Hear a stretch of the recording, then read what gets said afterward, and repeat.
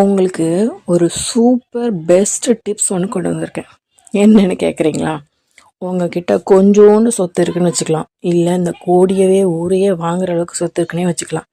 ஒரு விஷயத்த மட்டும் மறக்காதீங்க, உங்கள் ஆயுசுக்கு அப்புறம் தான் அந்த சொத்து உங்கள் குழந்தைகளாக இருக்கட்டும், உங்கள் அடுத்த சந்ததிகளுக்கு இருக்கட்டும் போகணும் அப்படிங்கிற மாதிரி மட்டும்தான் நீங்கள் சொத்து எழுதணுமே தவிர, நீங்கள் உயிரோடு இருக்கிற வரைக்கும் அந்த சொத்து உங்களுடைய மட்டும் வச்சுக்கிட்டிங்கன்னா மட்டும்தான் இது உங்கள் வாழ்க்கை.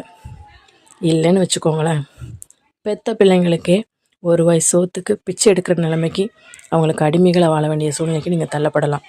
எல்லா பிள்ளைங்களும் அப்படி இல்லைம்மா, எல்லாருமே அன்பு செலுத்துகிறவங்களும் இருக்காங்க. ஒரு சிலர் பண்ணுறதை வச்சு இப்படி சொல்லிடுவியா அப்படின்னு நீங்கள் கேட்கலாம். ஒரு பானை சோத்துக்கு ஒரு சோது பாதம்னு சொல்லுவாங்க, கரெக்டு தானே?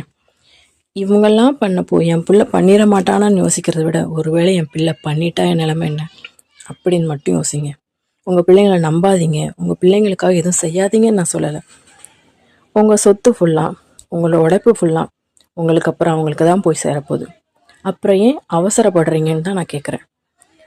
என்ன நடந்தாலும் சரி, உங்கள் ஆயுசுக்கு அப்புறம்தான், நான் இந்த உலகத்தை விட்டு போனதுக்கப்புறம்தான் என் சொத்து உங்களுக்கு அப்படின்னு நீங்கள் எழுதி வைக்கிற பட்சத்தில் உங்கள் லைஃப் கம்பீரமாக கௌரவமாக உங்கள் சாவு கூட ஒரு நிம்மதியை கொடுத்தது உங்களை கூட்டு போகும். தயவு செஞ்சு அவசரப்படாதீங்க. இது உங்கள் உழைப்பு, உங்கள் சொத்து. உங்கள் பிள்ளைங்களுக்கு நீங்கள் இறந்ததுக்கப்புறம் நீங்கள் எழுதியே வைக்கலைன்னாலும் போக தான் போதும். அவசரப்பட்டு எழுதிட்டு உங்கள் நிலைமையை தலைகீழ மாற்றிடாதீங்க. இது உங்களுக்கு புரிஞ்சிட்டுனா நிஜமாவே நான் ரொம்ப சந்தோஷப்படுறேன்.